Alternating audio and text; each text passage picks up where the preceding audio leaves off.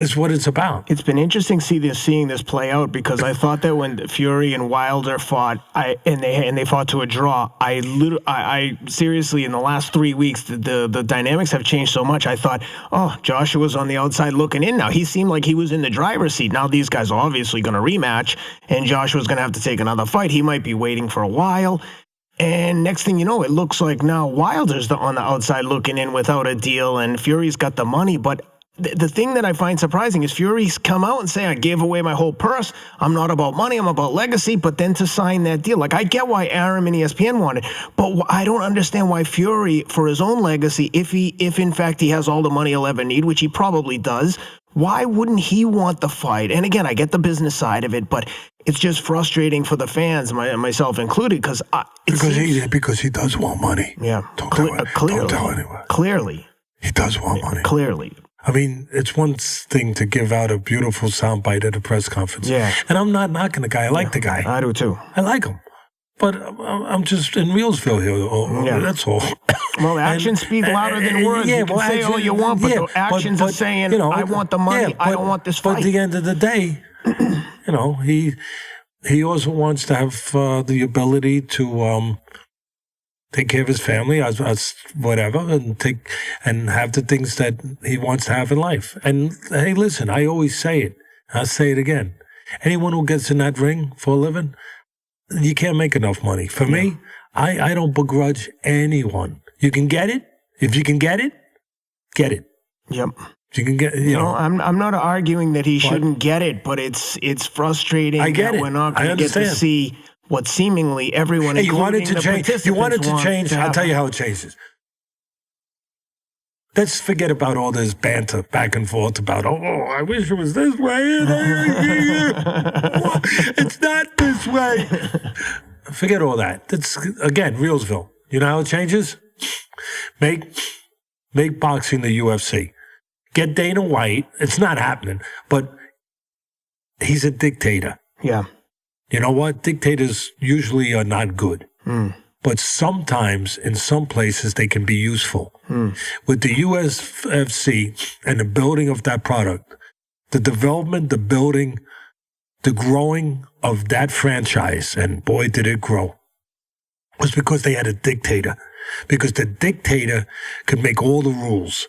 There were no, as I just pointed out, there were no, separate power brokers in different areas that had their piece of property and their piece of property and their piece of property. And we fight on our network, we fight on our network, we fight on our network, and we do what we want to do. No, there was one place, one guy laying the rules out. You fight him or you're out. You fight him or you're out. And you know what? That's why he grew that sport. And that's why he grew that product, because he could demand competitive fights. That's what you're asking for. You're just asking for the best fights. That's it. That's what the fans want. That's what I'm with you. But I'm just pointing out, he could do it because he was a dictator.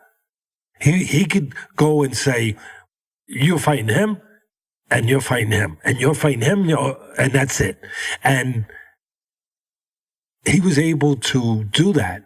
Because he was the power. He was the one guy. There were no other options, no other places to go. So it was my way or the highway. So he was able to put on the fans with one of the things that grew the sport was, hey, you watch UFC? Yeah, it's a little brutal. It's a little brutal for me. No. I'm telling you, it's a little brutal. It's this, but they got skills. And they're always competitive fights. Really? Yeah, they're always good. You're not seeing like one guy, like as soon as he, before the national anthem's over, you know who's winning. Yeah. You know what I mean? Like the national anthem was tougher than a fight. Yeah. That's not good. That's not good. And you can see that in boxing. It happens. But for the most part, it didn't happen in the UFC when he was growing it. Because he knew what he was doing. He knew what he could do. He knew what he could demand. He could demand those kind of matches, and the fans would be satisfied. They would go away saying, that was World War II. Well, next week, World War III. Next week, World War IV.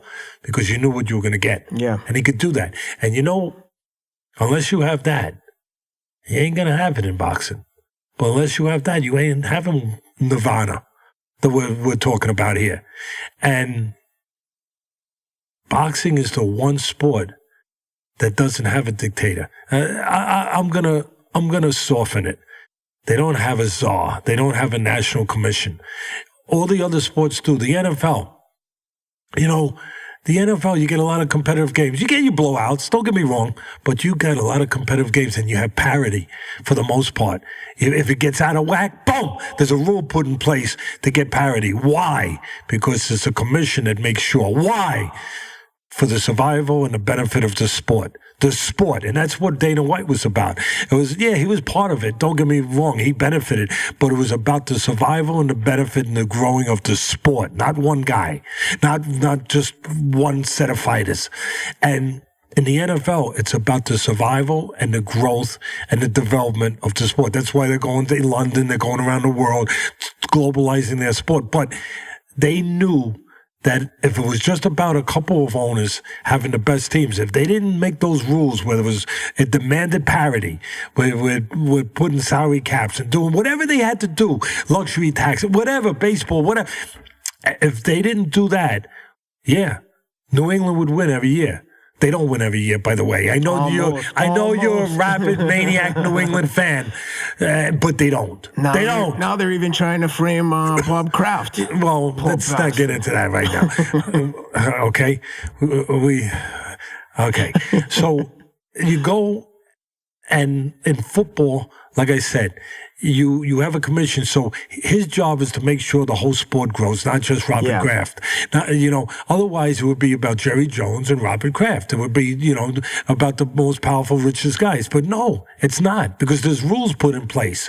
There is a safeguard to make sure that the growth of the sport continues. The benefit of the sport comes before the benefit of one promoter or one owner. Here's a quick question on that topic. We have governing bodies that award these belts. Let's just use the WBC. But let me finish one thing. Okay, go ahead.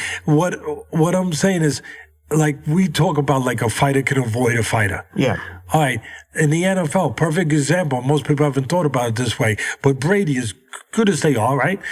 They can't say, I want to avoid New Orleans next year because Drew Brees is dangerous.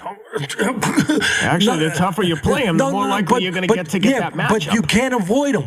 No. The point is, you can't do what you do in boxing. There's a commission that said, no, you can't do that. Yep. Well, I want to avoid the Green Bay Packers because Aaron Rodgers could beat us. Yeah, he could. And that's what our fans are looking forward to, the possibility. So that's why a commission is important. But we don't have one, overall national commission. Years ago,